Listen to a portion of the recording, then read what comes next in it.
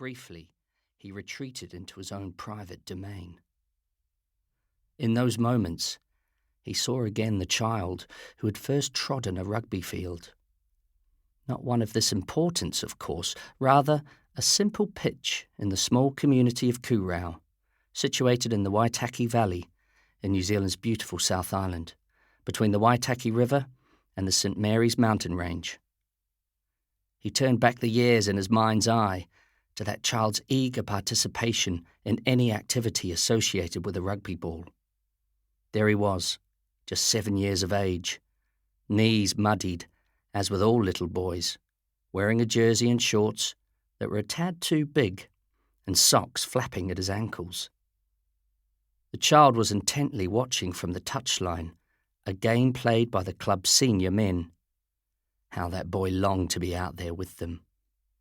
He smiled to himself as he recalled the boy chasing a wayward kick over the line, racing to be first to get hands on the sacred piece of leather and carry it back to the field of play. He thought of his impatience, finally, to get onto the field and play a proper match. He recalled, too, the lessons of his first mentor, Barney McCone. He taught both his own son and one of his boy's closest friends, Richie McCaw Jr., son of a farmer in a nearby valley, the basics of this game that had been a part of his nation's identity from its earliest inception in the 1870s. Now he pondered silently all that work, the prodigious physical exertion over so many years, the honest striving to master the basics of this game and acquire the skills that would help take him to the summit of world rugby. He saw again the long, hard road he had walked, its twists, turns and climbs. He remembered the sweat, blood, and the often crushing physical effort that the journey had demanded.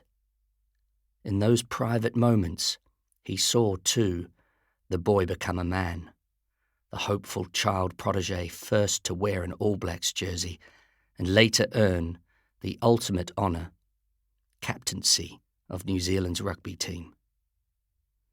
As his face stayed hidden in the jersey, still secreted away from the outside world, he reminded himself that this was what he had always dreamt of doing.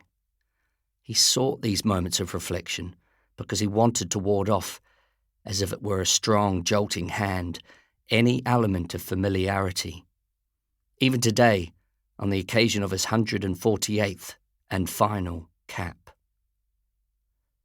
By doing this, it always put a bit of perspective around it, because sometimes you get there, you just go and play. I took the time to think before every match. This is where I want to be, so enjoy it. It filled my head, and the thought, don't take it for granted, was strong in my mind. It was just my little thing.